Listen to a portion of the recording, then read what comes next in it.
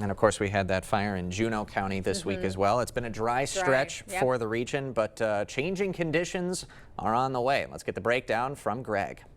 Yeah, we're definitely going to have changing conditions. The relative humidity, the good news, is going to go up for the firefighting that's going in Minnesota. Unfortunately, it does come with some wind too, but some of those areas up there could actually see snow coming up here with this, how cold this air mass is going to be when they were just nearly 100 degrees in some areas a few days ago. So big changes coming. We got a few storms that's pretty much ending right now. Warm night conditions. Actually, tonight's lows are going to be pretty close to our highs this weekend too. So enjoy the temperatures tonight. Breezy, still warm Thursday, 80s, maybe even get close to 90 in a few areas. The severe storms for a short period in the afternoon. Early evening, the rest of the night should be quiet, and then windy and much cooler as we go on Friday, and showers too will come back in the picture too, especially further north you go, and those cool conditions will continue through the weekend. So the alert date is in effect for tomorrow, really about 3 to 7 p.m. And if you're at one little individual location, it's only going to be about an hour to maybe 2 hours that you have the severe threat. This line will move fairly quickly too. Right now, hail and tornado are more of a threat than I think damaging wind. That has kind of changed because of the orientation of this line, how it's moving.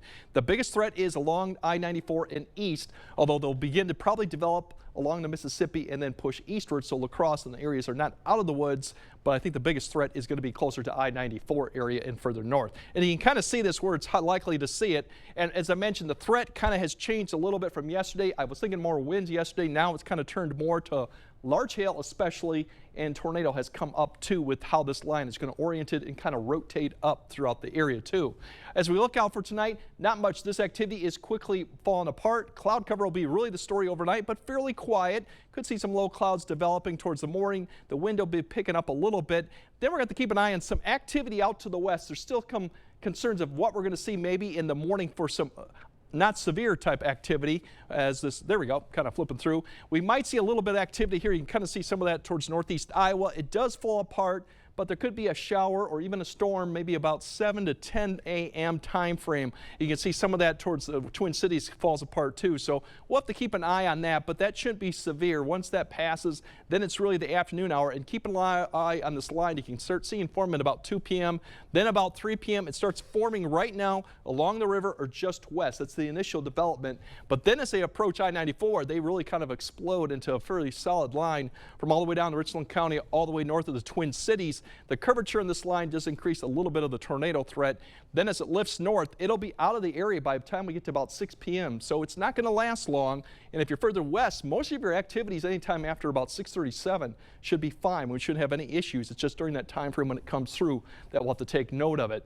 Now going into Friday, the bigger story behind this is going to be the wind ushering in that cooler air, but gusts could be as well as 40 to 45 in the afternoon time out of the west, kind of southwest. That'll continue throughout the afternoon and evening, so it's going to be quite windy going in Friday, and we do have some showers coming back in the picture for that time frame, especially further north you go. Won't amount to too much rainfall, but tomorrow's highs could get up to the upper 80s, most 80s, so it will be another warm, breezy kind of day, but that's the last time you probably see the 80s going into probably early June as the pattern looks like now. Coolers are going to Friday. Actually going into Friday should be fairly quiet, and then Friday's temperatures back to the 60s, 70s. We'll get a little bit more sunshine down in southern areas, so that could help get temperatures a little bit warmer. Further north you go, probably more clouds and more rain chances, so that's why they're in the mid 60s going on.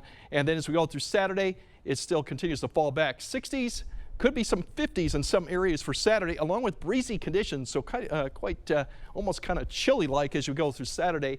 And then as we go through early next week, it's the rain Monday, Tuesday, and Wednesday. That looks like a very wet period where some areas could pick up 2 to maybe even more inches of rain during that period. So we'll need the rain, but it's going to come probably quite a bit Monday, Tuesday. So this whole second half of May is going to be quite a difference from the first half. And you said 80s likely not again till June. Not the way the pattern's going right now. I don't think we'll see 80s for a little bit of time. Yes. Sad.